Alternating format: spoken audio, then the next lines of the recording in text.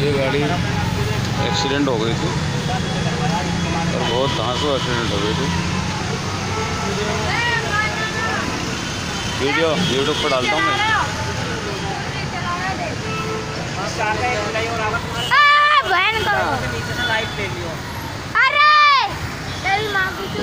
Right लेने के बाद चला रहा खाना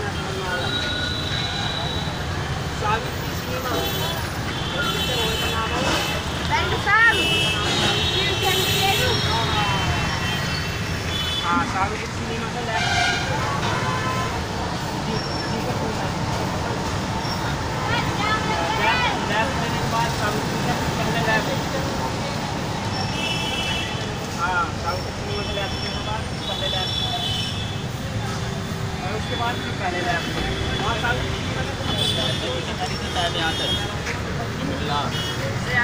बाहर आएगा दरवाजे से जैसा मर्जी आए, लेकिन हो रहा हो तो पैंट होता ही है बरबोट भी लिख लेगा।